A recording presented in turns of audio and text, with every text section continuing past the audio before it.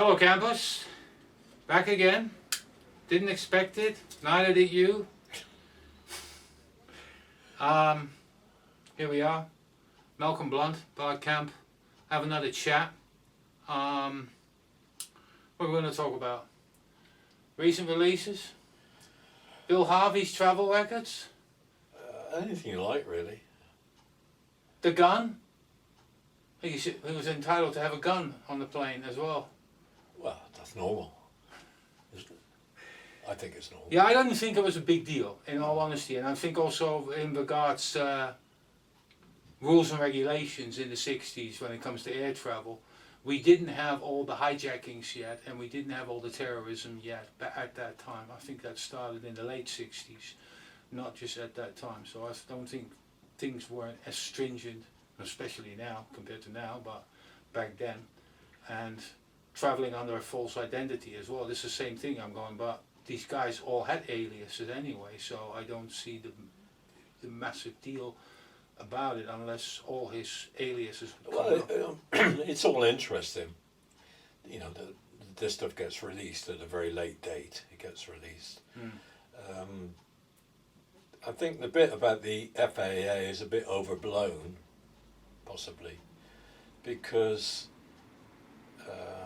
CIA had a very close relationship with all agencies.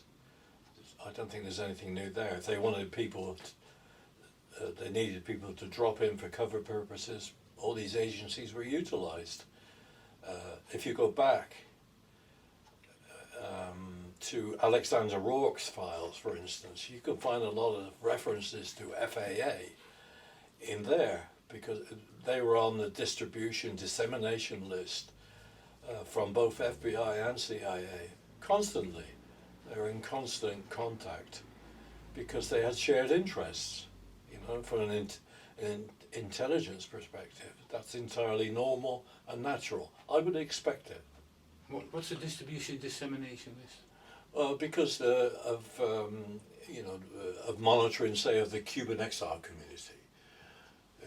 FAA would be there watching air stuff, obviously. You know, if people going into Cuba on private planes, doing these drops, leaflet drops and stuff like that. So yeah, I mean, I can see there's a lot of stuff would be of interest to both agencies. I don't see it as any big deal. I can't understand any big deal. I suppose it's because of the Harvey connection. I suppose it was just Yes. I think that's a bit overblown, but you know, he was a colourful character. You know, definitely somebody who wore one or two guns, and you know, heavy drinker, so quite a temper, no doubt. I mean, for me, I suppose the interesting part was that you know, you had to travel, you had these travel records, but it seemed to me that it's a distinct possibility. Therefore, the Lunar Committee could ask for, say, Antonio Veciano's travel records from the FAA, you know, where he travelled. And these would be very useful to tie into the alleged story, the Dallas story, for instance, of flying in to meet David Atlee Phillips, the alleged meeting in Dallas, you know. So if you could get, if they could ask for Antonio Veciano's flight records, and knowing that the fact that he never flew under the name Antonio Veciano, he flew under the name of Blanche. Oh yeah. Blanche, which was his mother's maiden name. So he actually testified to that. So there are things that the Lunar Committee could do, small things, little things like that. You could locate his movements, Veciano's movements. I think that would be very useful for the research community. Particularly some of us have had to suffer trying to research Veciano for years. You know. We know what we want to get, and we can't get it. You know. Yeah, you tried hard. I mean. Yeah. I mean, that would be those Bastiano's flight records, his manifest, where he appears on the manifest. That would be really useful to the research community. So. But you know, it's all part of the building blocks. Anything which obviously the agency tries to suppress and keep back is bound to be of interest to us. You know. So we know about the Lunar Committee, it's been active. We discussed it briefly previous times. It all started off on April Fool's Day, no less, and with the first hearing. And there was revelations, happenings. We're trying to get this, we're trying to get that. So for me, my point of interest, of course, is the Wiegman and the Darnell films. Yeah, I mean, you've got the big flash stuff. You know, it's a bit like Angleton's file was on, Oswald's file was on Angleton's desk 2 weeks before, and you've got the possibility of Oswald being on the steps. So these are big catch stuff. You know, people look at that stuff and think, oh, you know. Yeah, it is. I mean, when I found that document, that basically sealed it for me. But there more are than anything else. But there are things that could be asked for that are, I think, are as important. I think, you know, for instance, which would get headlines would be a proper ESDA test on Oswald's notebook. You know, Yeah, a good scan. when you handle that notebook, Bart, the first thing that struck me, and I did put my fingers on it, I shouldn't have, are the indentations. The indentations. There's so much more information in that book that could be brought out with testing. Yeah. In Oswald's notebook. There's I've told you the story years ago. It was in the Netherlands. And they had letters from, say, 200-300 years ago. Yeah. And they were thrown into a wooden chest. And some of them were opened and some of them weren't. And the ones that weren't, they were sealed with wax, with a wax seal. But they wanted to see what was actually in there. Mm. So they ended up scanning the entire folded letter, because that's how it was. And back then they were folded in certain ways that to see whether somebody had opened it before or Right. not. Yeah, right, that was their yeah, thing. Yeah, Right. yeah. And they managed to basically take scans and then layer it, and basically then digitally managed to open it up, the document, on the screen, whereas it was still closed. So they managed to scan the layers as such. And that brought me to when you mentioned the diary, the notebook, Oswald's notebook, and when that's what you actually should do. You should just scan and basically these layers. So this is what all a these thing which indentations. would be beneficial for all researchers and for history in a sense, is to locate under the writing what the indentations say. It's a serious job to do. Yeah, I mean, yeah, you know, but it is definitely, it's possible to do as such. yeah. You know. I mean, just looking at the notebook, what struck me originally was all the different colour pens, Mhm. which is, and I think somebody photographed it. And it's a good colour photograph, so you can Yes, see. on the archive Yeah, website. so you can see the notebook itself. Yeah. And therefore, there's no need to look any further, except for the indentations. Yeah, that'd be interesting. But it's just overall with the documentation, same thing. But the way the scan technology works, yeah, that would be completely different just to go through. And especially then you need to find original documents, and then on top of that, how many people have handled that document and so forth, you know, who did what.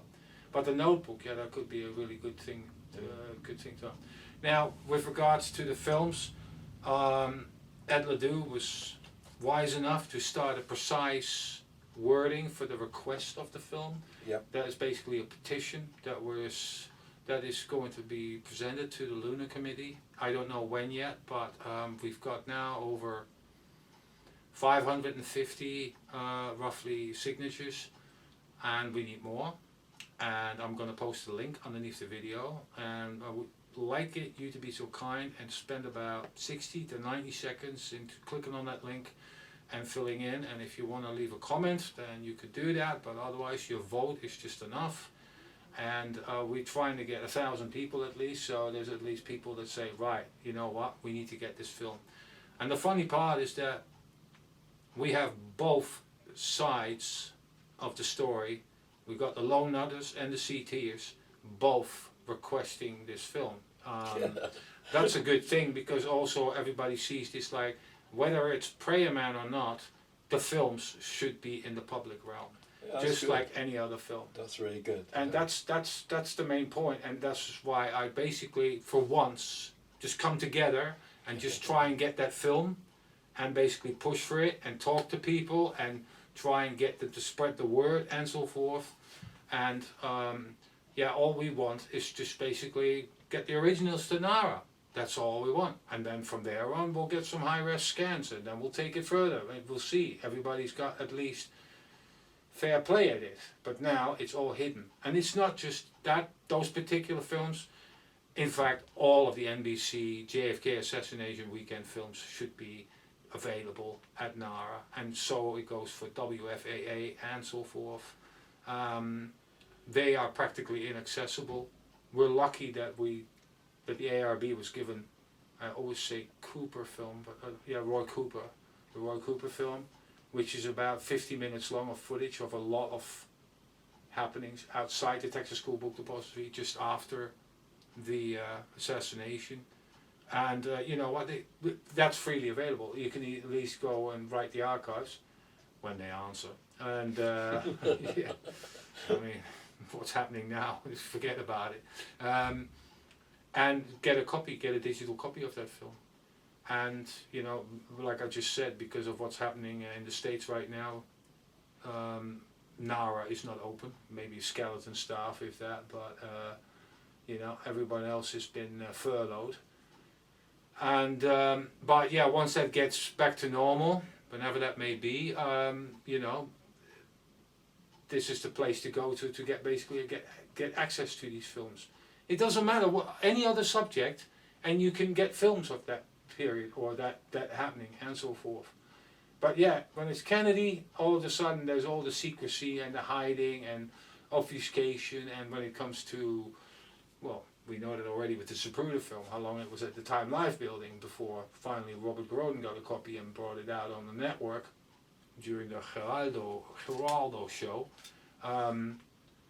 That caused quite consternation about, like, the fact that it was just being hidden and nobody could see it and access it until he did so.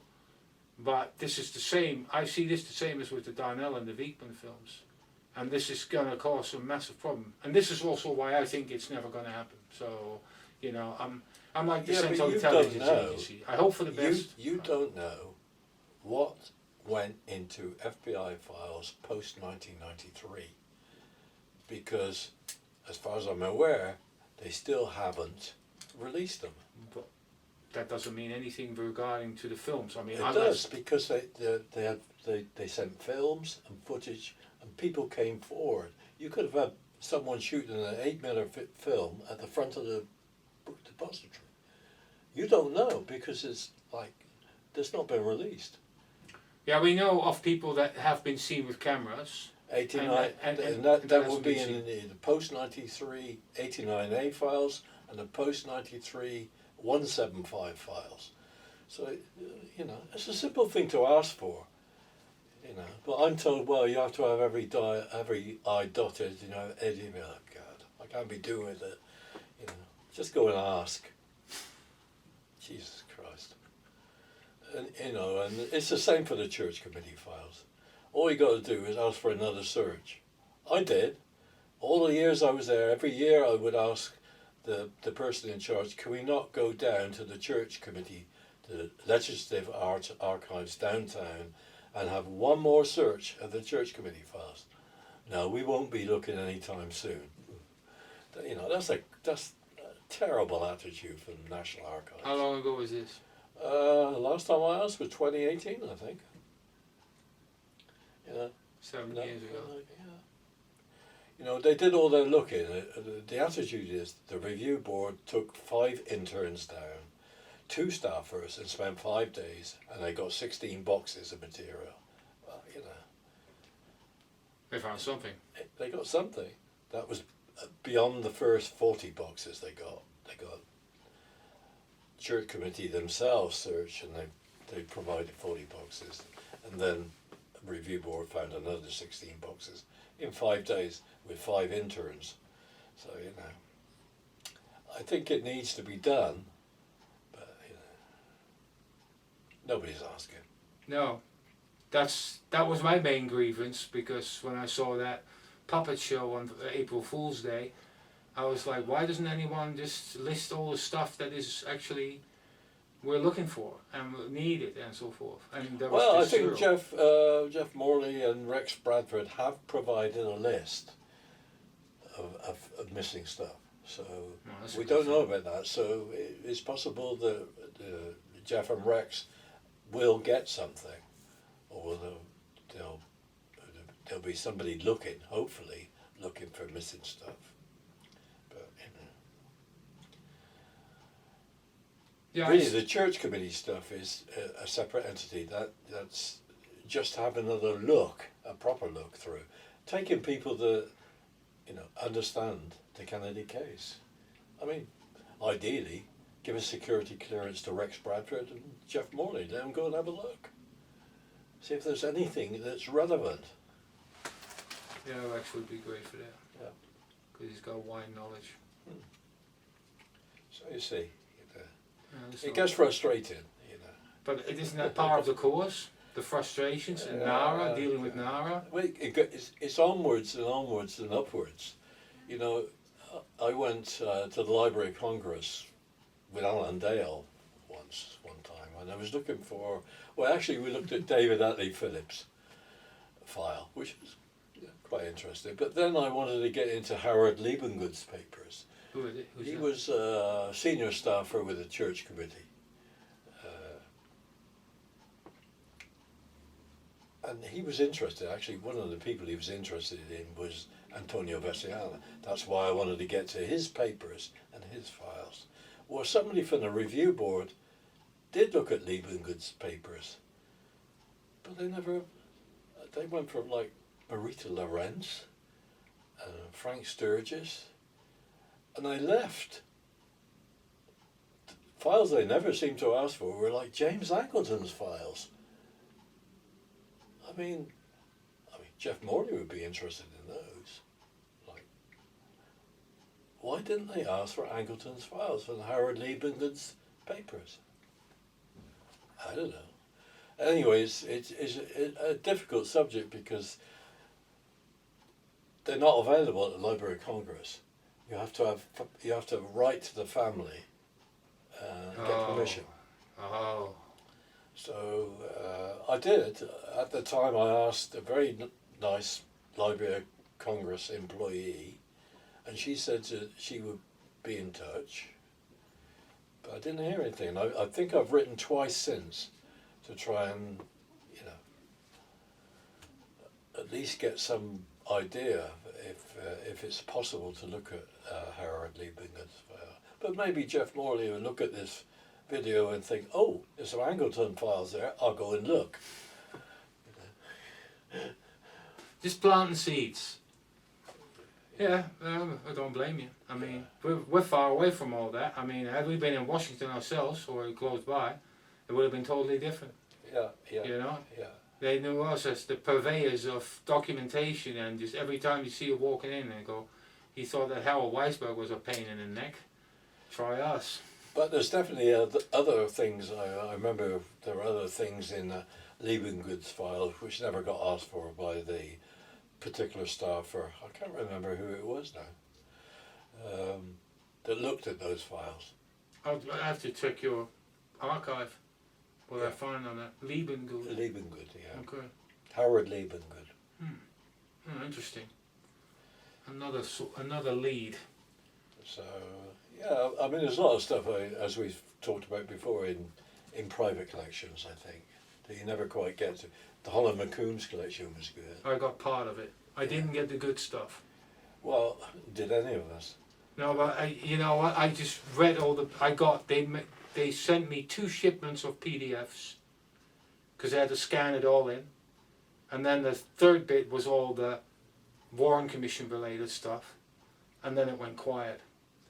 And I was like, and I tried, and I sent them a reminder, but nothing. You know, and that's the problem with private collections. You know, you're at the mercy of them. I mean, if I look like the files that you gave me on microfilm, God, a few years back. What's his name? Who was not Attorney General? It was like between the police and God, the name. District Attorney? Yeah, but it wasn't. I can't remember his name. But anyway, his archive, they would only allow 10 or 15% of each folder to be scanned. Alexander? No, it's related to that same posse. It wasn't a district attorney. It was the person that was earmarked to do the first commission before the Warren Commission. He was basically earmarked to run the Texas investigation, and then they passed it on to Washington. All right. And you know what? I have to check this out because this is now bothering me. Driving you mad. Yeah. So let me just check. No, wrong.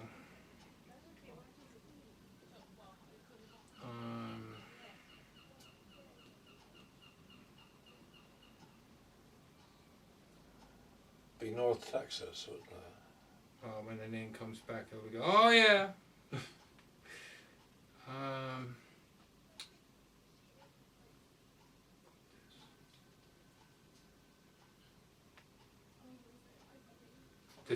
The bloody name is at the tip of my tongue. Can't figure it out. Pisses me off. I can't. And the crowd has to watch. Wagoner Car. That's right. it. Yeah. So Wagoner Car's archive, and I looked at it and went, all right. So let's see what's happening, and can I get some of this? And they said, yeah, you can have 20% maximum. I go, what good is that? Just scan the whole thing in. And by the way, why don't you scan the whole thing in anyway? And then when somebody asks for it, you've got the digital files. You know, archives are funny. Archives are very funny. It's like dealing with a bunch of accountants. Yeah, the person you dealt with at Martin, University of Tennessee, Martin, was that Karen Elmore? No, it was a bloke. It was a bloke, right. That was a guy. And Karen was really good. She did, I mean, she went above and beyond.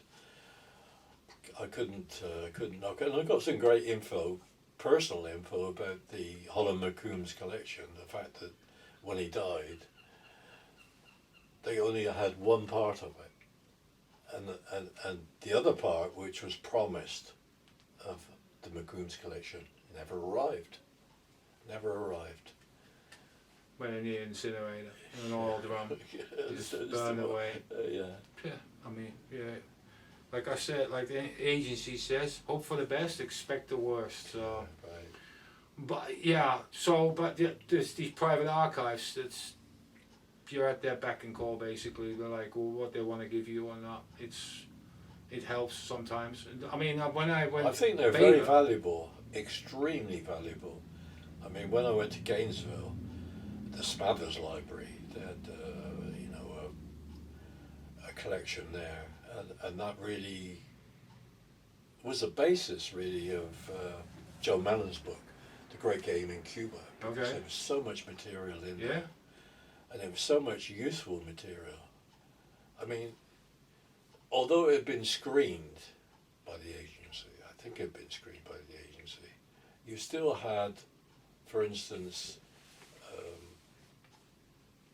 aliases and pseudonyms of CIA people in there, wide open, which you couldn't get in the documents because they'd all been redacted. Out, yeah. Very, very useful set of files. I mean, Gainesville, it's Florida. where I learned the real alias for a guy called Al Rodriguez, who dealt with a CIA asset called Jack Malone. His alias was alias in the field, was Al Rodemeyer. You know, and lots of people have written a totally different alias, and it's not the true alias. Complete with his address, his APO address, was his true alias was Al Rodemeyer. But everybody gets it wrong. It's part of the course, having all the misspellings and all that in documentation. Oswald suffered it, but everybody else as well. And just when it comes to transcribing interviews or just documents, it's filled with, laden with. Well, it's endless stuff. Mistakes. I mean, it's endless stuff. Yeah. I mean, my only concern, I suppose, is really with the, and you can see it to a certain extent with the FAA document release and Harvey release, is we get diverted away from where we should be looking. Yeah. I think. Yeah. You know. Yeah, that's what I learned from you. So that's why I just stay focused on one thing, and that's it. You know, I just cannot be asked. I mean, I read about it, but I'm not going, oh, you know, just go, yeah, right.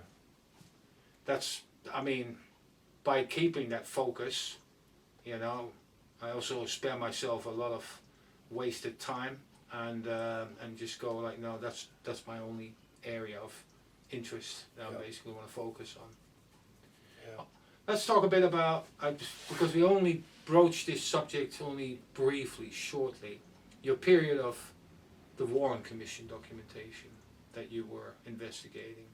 That was after Dallas and before the Cuban thing. It was, wasn't it? yeah, it was in the middle, Yeah? I would say. But it was almost tied to the Dallas stuff, really, Right. to the Oswald stuff. Armstrong You stuff. look at in there for like draft records, there was a lot of draft records. I think there's an awful lot of stuff got screened out. So that would be a useful place to look if it's all been released. The ranking papers. You know, there must be more stuff in there. Yeah. Yeah, because of, they were actively screening. The Did you- agency actively screened. Right. Did you talk to any of them that were involved with the Warren Commission in that period of time? Yeah? Now you got to think. God, that's going back a bit, isn't it? I don't think I'd actually talked to anybody who was actively That was engaged with the Warren engaged. No. I mean, there were people I wanted to speak to. John Hart Eli I wanted to speak to. He did a lot of research on Oswald. But I never got around to doing it. That's a pity. Yeah. I can't think of anybody else. No. I mean, the only person I've spoken to at various times over the years about the Warren Commission is, well, two people were Jerry McKnight and Max Holland. Two Max- opposite researchers. Yeah. So here we got Gerald McKnight, who wrote the book on the Warren Commission. Really, Max Holland gets a lot of stick, but if you look at I think you copied my Max Holland file. You'll find in there, Max gives great signposts for where you should be looking in private collections for stuff. It's all in there. You know, in some of this stuff maybe where people live or close to where people live. So there's no excuses for them. If they want to find out more, they should go into these collections, private collections. Yeah, I find, private collections is just more difficult. I mean, it's irrespective of which side of the, Fence you're on. Yeah, that's right, which side of the fence, Max Holland did some good research. I think, as I've said before, when we met, that was one of the things I said to him. You do great research, but you always come up with the wrong conclusions, which he thought was hilarious. He thought was very funny. But, Oh, well, at least you can I talk to each respect other. him for his research. Yeah. The results, the conclusions you can, that's a different thing. Okay. Right, now tell me about the story that because this is another thing, and we just had a pre-chat before I put the video camera up. Back in the research days when you were at NARA, you came across a videotape. No, that was an audio tape. Audio tape? Yeah, it was a little FBI tape in a little grey box. And on the grey box was a white label which said Executive Testimony of Richard Helms, yeah. And you tried to get it copied? Yeah, I asked for it to be copied, and of course all hell broke loose. It was a big, because the guy I gave it to, or I mentioned it to originally, was the guy that was in charge of textual research, the Room 2000. Right. And he said to me, "Oh yeah, no problem." So of course there was a problem, but then the tape itself, I handed over to Steve Tilley at that time, who was the head of NARA's special access staff, the JFK people, and he passed it onwards to Mopix for, you know. But then it sort of came out that it came out of the FBI files. So the FBI JFK investigation files. So those files were actually full of reel-to-reel audio tapes, small audio tapes, 8mm film, 16mm film, all sorts of stuff. And those files, that original JFK investigation file, went right through to 1993, and then it stopped. And that's where, of course, where all this, you would get stuff coming in post-1993, because they were getting stuff in pre-1993. Actually, during 1993, they were getting people sending in videotapes, audio tapes, and motion picture film. So, obviously, because it's an open case in Dallas, FBI is still accepting and receiving film and tips and information and letters, all sorts of stuff. But as far as I know, the post-1993 files, the 89A file and the 175 file,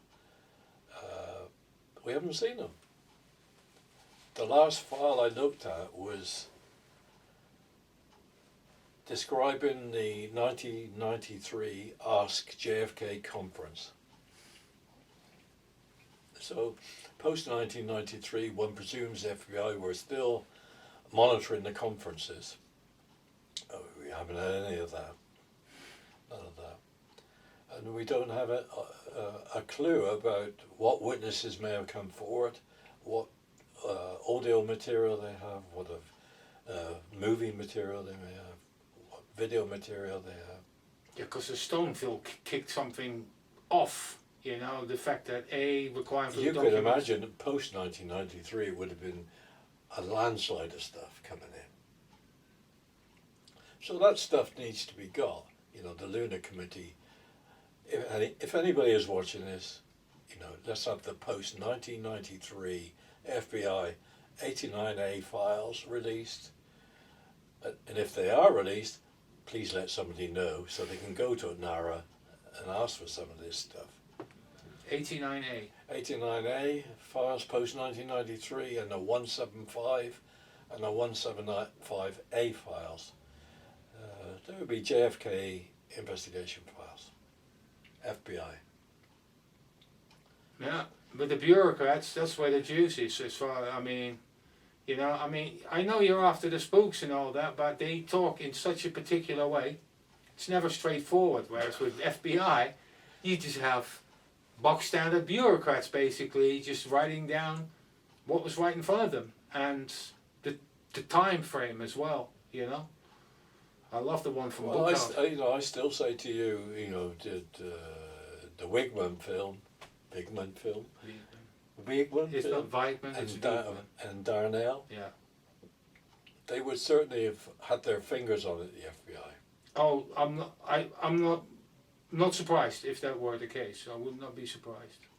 But you see, after I made the fuss about after the guy I gave it to originally, the floor walker, had a big argument with Motion Pictures about he was trying to get me a copy of the Helms audio tape. They stripped the files. Everything went into Mopix. All went upstairs to Mopix. All the audio, the video, the motion picture, 16mm, 8mm, everything went upstairs. And then you try and track it upstairs. It's like Alan Dale and I called it the same thing, the black hole. You can't just get into. But there must be some sort of system in there, internal system, that we're not privy to, where if you ask for the Wiegman film and a Darnell film, they would come up with something. They would say, oh, well, we've got copies from the FBI, or we have this, or we have that, or we don't have anything. But somebody should ask. Yeah? Knowing the history. Well, we found... Knowing the history, they grab all this stuff, We didn't find the films that Richard Sprague got, but we got access to his archive in Nara. Whereas the films are supposed to be in Georgetown. Yeah, but what about their own archives? I don't know. You should ask Nara Motion Picture, Mopix, to have a good look within their files for anything to do with Darnell and Wiegman. Anything. That's paperwork as well. Don't just ask for the film. Yeah, I've got some paperwork on them. Just ask Mopix for them. Yeah, Nelly. In case they've had stuff come in, which is obviously where people have written in about Darnell, or there's been some requests about Darnell, or an agency, anything, I think that would be useful it's not bad exercise really to do that. Yeah. But the problem is also, back then those films weren't catalogued as per filmmaker. Well, you can see. No, but it's part of a newsreel, Bart, so you have to look at the newsreel. You can see, Bart, when I dipped into that box, that grey file box, and brought a Helms tape, it was never indexed anywhere. There was no paperwork with it. It was in the box. It just gets stuffed in there and forgotten about. Yeah. And then you're the lucky guy who happens to find it. Oh, I'm a lucky guy. It's at times like that you feel like you should be a bit dishonest and steal it. And do what Sandy Berger did and stuff things down his stuffed everything down his socks. Yeah. Yeah, that was something. That was at the end of the Clinton thing, wasn't it? Yeah, he's a special national security advisor for Bill Clinton. Yeah, that was brilliant. Stealing stuff in the National Archives. Yeah. All right. What's next? Once again, sign that petition. Really, everybody. If you have small interest and think that the people should get access to these films and look at them, be able to look at them, or get a digital copy of them, then please put your signature down. And it doesn't matter what side you represent. I think it's well important to get these films out. And it's not just NBC. It should be on all these networks that we're doing this that weekend. So we talk WFAA, ABC, NBC, CBS. It was part with WFAA, but those channels, they should just get all their original films, because what we've got access to at this point, if I look at the corridor films, for instance, when Oswald's in the corridor, some of them are with audio, and where he just says like, no, I've not been accused of anything yet, or I haven't gotten a lawyer yet, or this, that and the other. But there's also films where he's in the corridor and the sound is muted. The silent movies. And this is where I'm going, this is where I want to see this bit actually, because I asked a few people that lip read and they couldn't figure it out. And I just went, well, then we just need to try and source these films. And this is still 60, almost 62 years after the deed. Yeah. It's still an absolute enigma just to get hold of these films. Well, and you know what? They just lie in boxes in basements. You know, I saw the video from Gary Mack at NBC5 and walked into the bowels of NBC5 and he walked downstairs and there were just cardboard boxes and there were just reels of films just lying in there loose, just like that. You know, and since then that's been fun and games as well. Trying to get these films digitized and to see them digitized, and I've been given a runaround by University of North Texas, by the Sixth Floor Museum, by Vice President of the NBC5 as well. Nobody knows anything, I don't know, blah blah blah. Gary was my crutch. Gary's been dead for 10 years now, and so it just lies about. And the Darnell film, see, the Sixth Floor Museum had a Darnell film since 2008. And they released it, what, last year in August for people to see, and only at a 720 pixel. It's another thing. Why is it not in 2K? 720 pixels is a lot less when it comes to viewing.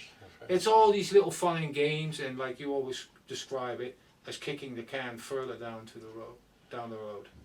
Well, you know, the classic example with Mopix at Nara, because of the Mitch Werble tapes.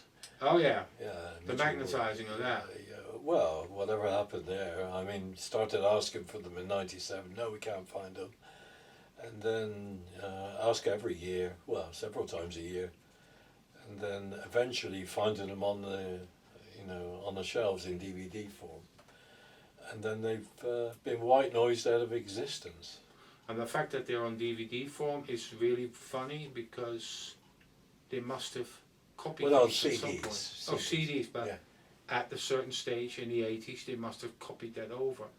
So they must have known right there and then that these tapes have the information on it. It gets copied over and then they need to destroy like, it. 13, 14 years later they turn up on here with no correspondence with me, because I've been asking for them verbally and by mail. Nothing to say, oh, they're out on the shelves, Mr. Blunt, go and get them. Nothing. You had to A find them. great big nothing from Nara. So you had to find them yourself. Yeah. Well, they were just there. I couldn't believe it when I saw it. But then, of course, when you sort of look through a lot of stuff, you find clues. And on an internal ARB page, I found that allegedly, the tapes, the Werble tapes, had been misfiled with Philip Agee tapes. Same number, 01433, same number. What a great way to hide. Can't find it because it's filed with someone else's tapes. And they don't know this? I think It's more than just sloppy. it's more than that. Yeah. Those Werble tapes were dynamite because he was under the influence, probably drunk a bottle of scotch. And he was just mouthing off about everything, about CIA cover corporations, CIA cover companies, true names of people. Yeah. I can understand why CIA would want that tape out of existence. And they did. They did. Now then, for you personally, if you could go back to Nara, what would you look for? With what you've done, what's left to do? But I've asked myself that question this week, and I suppose, really, if it was completely two sets of files. First set of files, the General Earl Wheeler collection. Mm-hmm. So he was a Joint Chiefs of Staff. So I think that's 15 or 16 boxes. I would go back to those. And I would also go back, of all things, to the Rankin papers. Okay. If they were unredacted and back. I mean, because a lot of what he took home was unfiltered. Yeah, wasn't censored or No. monitored. Why General Wheeler? Wheeler, because of I got some pages, some State Department cables, telegrams, to do with the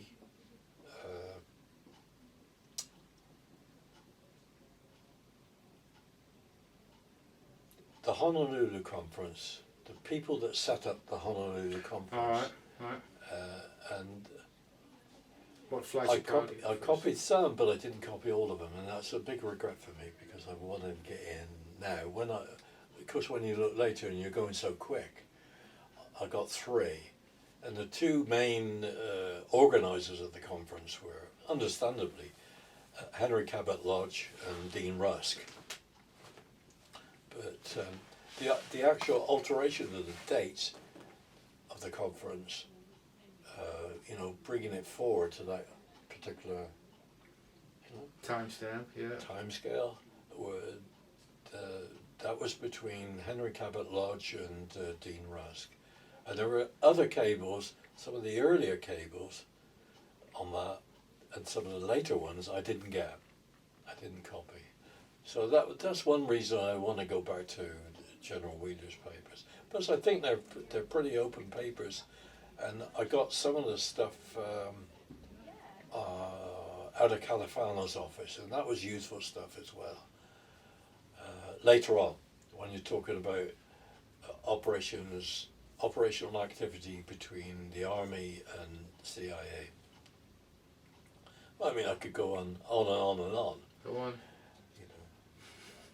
I mean, if you wanted to write a book about the blockade of Cuba, that's in one file, in one State Department file, which was only released. It was released quite quietly, and that's in the 66D 501 file. So if you go to NARA and you want to find out about the Cuban CIA activities against Cuba, all the dirty tricks, go to that file. It's all in there. The guy that was in charge of the early attempts at blockading Cuba and doing all the dirty tricks was Bill Sturbitz. Oh yeah. And a lot of his memos are in there. Well, you go to CIA and try and find any of that. They haven't got it. It only exists in the State Department file 6060 501. So if you were attempting to write a book and went to CIA and asked for the stuff, not there. It's in the State Department files. Where your best friend Richard Schneider worked for as well. Oh God. How's that going? Slow. Yeah. As always with everything. It never goes speedy. Well, I think the problem is you go from point A, you suddenly think, well, I think I better move to point B because that's relevant to point A. And then when you get to point B, you think, oh, I think I gotta go from point B to point C. You have to start including more. I mean, I think you must have found that That's the danger. In the book that you did. More than a fuzzy image. More than a fuzzy picture, yeah. It's so difficult to edit. You have to be really brutal. Yeah, you have to be really brutal. You just have to have scissor hands, and I'll tell you what, I wasn't as concise as I was now when I did the work in 2018, because I remember doing it by person instead of in the timeline. I hadn't come up with that idea yet, and I just went like, yeah, but you know what, I'll talk about the person, but there's all kinds of stuff connected to it that doesn't have any real bearing as to that weekend or Oswald's interrogations or being in the Texas School Book Depository. And it was a movie, a clip that I saw where I knew what the time was, and then I saw the same happening from 3 different angles, from 3 different cameramen. And this is the bit where Oswald is being led out to the elevator from room 317, and he's basically been saying like they've been giving me a hearing without an attorney, and this is when he's basically been charged with the murder of Tippett. And at that point, a light bulb just started to bing on, and I was like, no, I've done it all wrong all this time. I need to redo this, and I need to Do the chronology. And that's... See, that's where Armstrong beat you, hands up. He always started with a With it? chronology. Yeah. Always. Well, now do it. Now it's part of the course, basically, Yeah, of doing yeah. something, because... But, you know what, back then, in 2018, I didn't have all that access to all the archives, etc., because I didn't start with your archive until 2019. And it was like after 4 or 5 months, I decided like, I've been doing it wrong, I need to do it in a chronology, and I think I've got it. And it just meant a massive copy and paste job for what I was doing. It took me probably a couple of months just to do the copy and pasting and just trying to make sense of it. And then basically start to organize in such a way that I was like, that's got bearing to that bit, that quote for that bit, that quote for that bit. And that's how I basically managed to separate it all and then get the chronology going. And then people go, oh right, yeah, now it makes sense. Because that was the main thing out of the whole thing. But I didn't know that the interrogation had so much material, that whole weekend, that there was so much material about. I thought this will be done. And when I did my papers back in 21 and 22,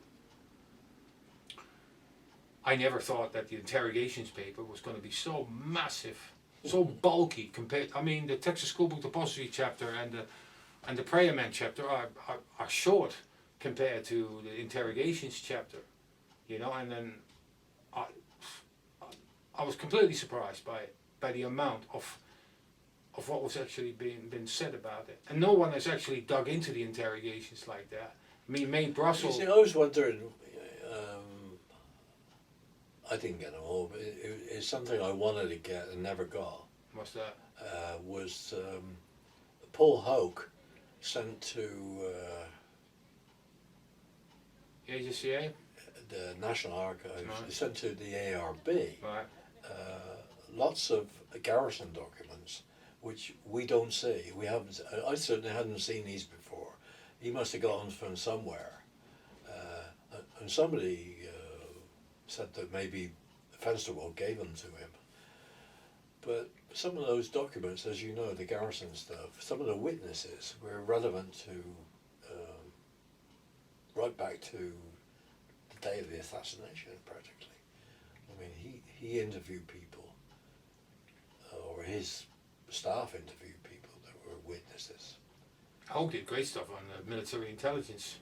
So I think that's in the Dallas. That's in the ARRB files 5.1 files, I think, correspondence files. So there's 5.1, and asks for the files of Paul Hoke. Can't remember the box number. Anyway, you can look through alphabetically, and I think there's about 500 pages of garrison stuff, which I hadn't seen. I hadn't seen that stuff. So it might be worth. Because Paul Hogue isn't really on the garrison side, like Jim Diogenio is. No, for I instance. think maybe Paul sent it to the review board to say, here's a sample of what this guy's about. In other words, if you want to see what garrison's about, look at this. So he sent it to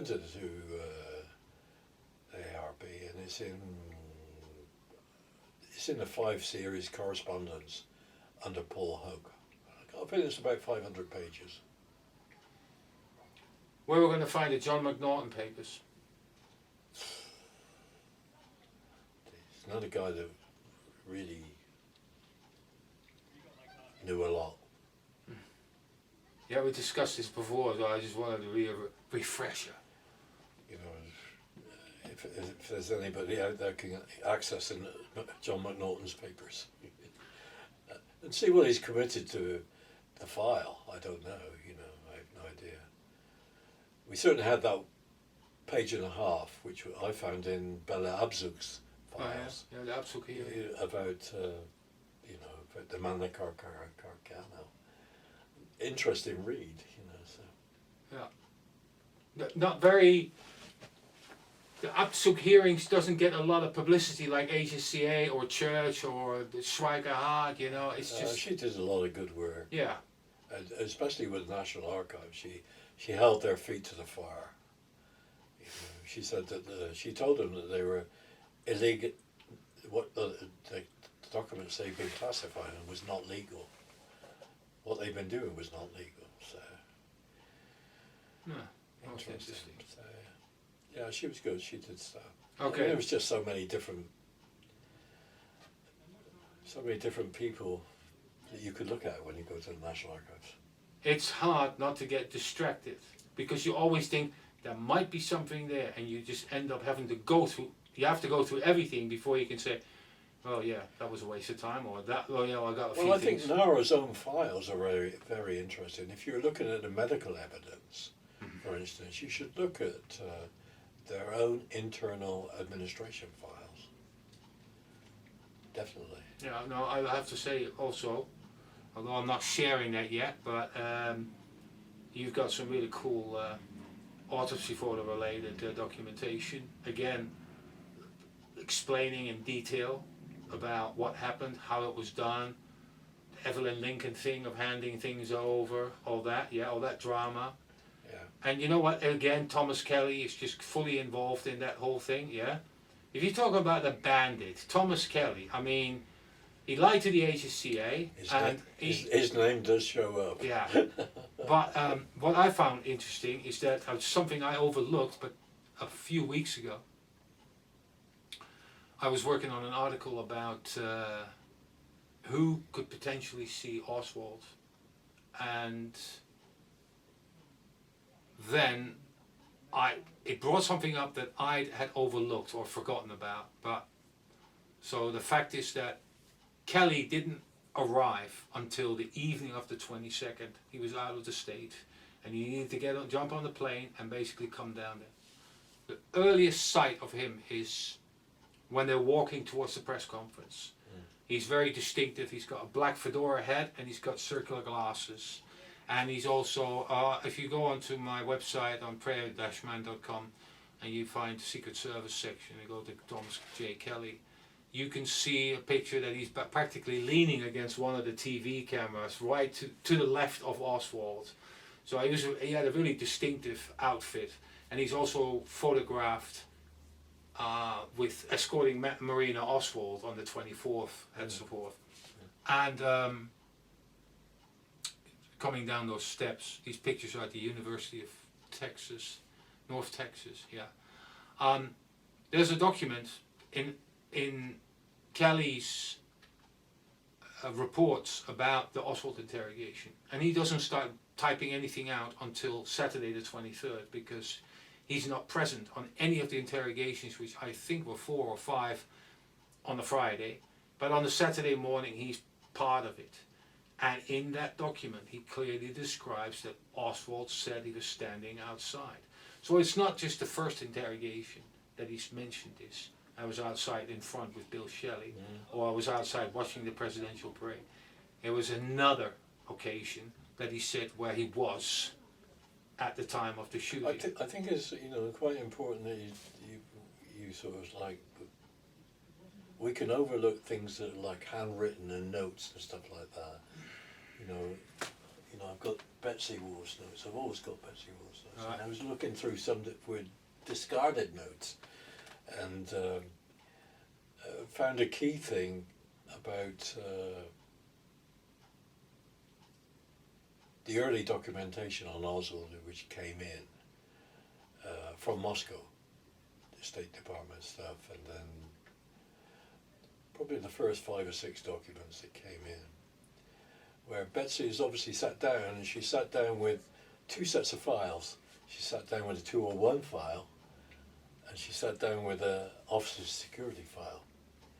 And she's comparing the 2 files, which is what you would do, Here's Oswald's 201, and here's the officer's security file. Of course, what she notices is the original documentation is in the officer's security file. The copies are in the 201.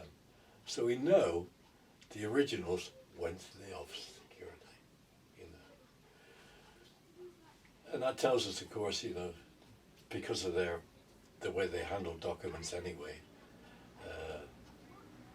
they wouldn't be routinely disseminated. They wouldn't be routinely disseminated. So it explains in a way the 12-month gap, the fact that they went to the originals went to the Office of Security. I mean, the other side of that is, you know, do you get the idea that the reason that the documents subversion took place, in other words, because the security office grabbed all those files, grabbed all those papers, those early papers, was for what reason, you know? For what reason would this dropout, nobody, suddenly appearing in Moscow? Why would they have gone to mail logistics prior to his defection and asked for those documents? That's an interest in the person. Whereas some other people say, oh no, it's not the person, it's the file. They're interested in using the file for a mole hunt. Well, to a certain extent I agree with that, but I particularly with when I talked to Pete Bagley, and he came out with that question, was Oswald witted or unwitted? And I said, unwitted. Oh no, he said. No. He would have to be witted. That explains a lot. I think that's like an operational interest in Oswald right from the get-go. Whereas other people they said, oh well, they're utilising Oswald's file. They were utilising it in '59. And they're utilising it again in 1963 when he went away to Mexico. Connecting the two. Well, I think the guy was of operational use, not just this file, but he was of operational use. In a mole hunt, I do agree with that. Definitely a mole hunt. Yeah? Yeah. Did Oswald go to Mexico City? Don't ask me about Mexico. Talk about a loaded question. Don't ask me about Mexico City. Swamp. I throw up. Yeah? Yeah. Although I did copy a lot of Mexico City stuff. Yeah. I thought the problem lay already in the Laredo trip. That's what the problem for me already was. The people that apparently sat on the bus with it couldn't identify him, just gave a different description. You know, that's what I remember from you reading. always talk about, you know, the first couple of days, you know, first 24 hours, 48 hours, but really that's where the story was never straight. No. How did Oswald get into Mexico? And also the school records. How did he exit Mexico? Yeah. They just haven't.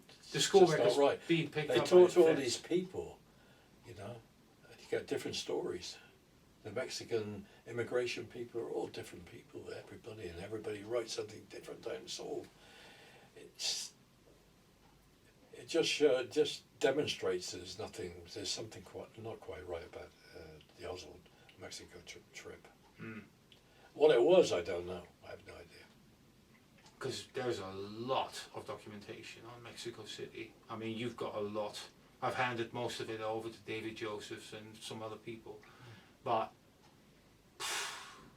when I was scanning it in, I go, not again. More Mexico City. More cables. More reports. You know? And then you start looking at the photographs, because everyone knows that bulky Russian-looking guy with the tash. Oh yeah. Yeah, in a denim shirt, I think it is, but I'm not sure because it's black and white and grainy picture. And then you start looking at seeing other pictures of what that camera basically recorded of people entering the embassy and so forth. And you go, well, that camera worked perfectly. There's nothing wrong with that. I mean, and you know what? This is one thing for me is that if Oswald had gone to the embassy and he was filmed, it would have been a clear-cut case for everybody. But yet they can't get the footage or the stills.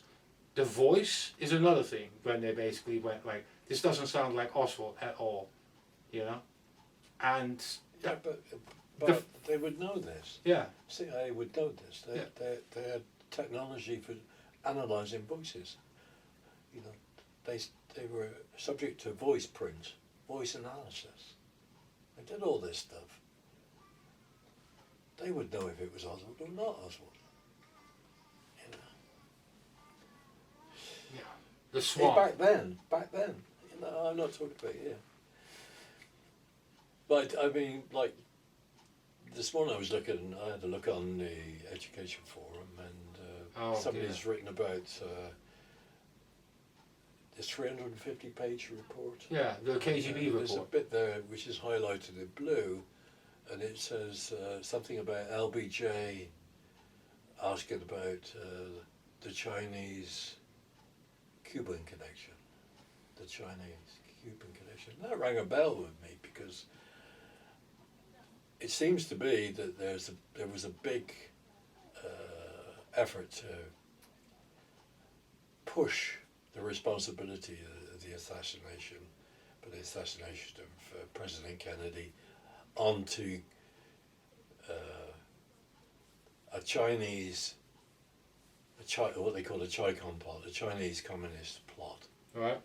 And that emanates from that resonates with me because it emanates from the Joint Chiefs meetings with Kennedy, where, you know, when they, I think we talked about it before, where they were pushing a first strike against. First strike capability. Yeah, first they were actually going for it in late '63, because that would be the optimum time when they were stronger than the Soviets. And when they briefed Kennedy in July of '61, they included China. They included China In the briefing. in the briefing. And Kennedy stopped the briefing and said, "Why is China in there? They're not our enemy. Why is China in there?" And I think it was Lemnitz who said, General Lemnitz who said, "They're in the plan." I thought it was really interesting to me that when you get this massive dump of Chi-Com plot documents onto the FBI in the immediate aftermath of the assassination. Chi-Com plots. That sort of like got me thinking about, well, that sort of ties back to this briefing that Kennedy had. They're including China in their first alleged first strike idea, you know? Their first strike idea. Well, that is interesting, especially as China was communist at the time. Yeah. And Kennedy questioning that, saying, why are they in the plan? You know, they're not our enemy. And then you get this massive dump of documents into the FBI by CIA.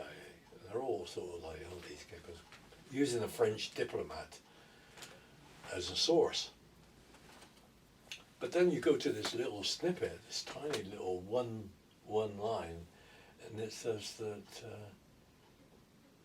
LBJ, in the aftermath of the assassination, is telling people to pay attention to the Chinese-Cuban connection. Interesting. Interesting series of dots there. But yeah, it being 350 pages, I mean, it's lauded as something special, but is that all? Of course not. I doubt that the KGB summarized the whole thing in 350. Well, if you got into regicide, you know, I've read that. Gregory Douglas, and you look at the documents at the end, DIA documents which are published at the end of the book, which is supposed to be the DIA interpretation of the Soviet report. Soviet KGB report. I thought that book was one of the worst books I've ever read, but And it looks like it's sort of similar effort. If you look at, it's a while since I read the book, but I remember reading the documents and thinking, oh wow, you know, it's quite interesting that DIA have got a hold of this report and then done their own analysis of the report. I don't know how many pages it is, maybe it might be longer than 5 pages. It's quite a few pages. And I remember it was an interesting guy signed off on it, Vetter B. Driscoll. Vetter, V-E-D-D-E-R-B Driscoll. And I remember asking Gregory Douglas when I met him at a conference. All right. Not long after that. I told you the story. I had the book on a Friday night and I read it. It's a very thin book. It's a thin book, yeah. And I read fast. And so I said to him, he asked me, what do you think of my book? And I said, well, it's too good to be true. Too good to be true. And he went back like this, and he said, too good to be true. Too good to be true. Anyway, I said to him, what's the corroboration for Vetter B. Driscoll? Oh, he said, I talked to, because you know the story, the backstory is he got the documentations from Robert T. Crowley. He got for that book, allegedly. The zipper documented all the rest of it. Mm.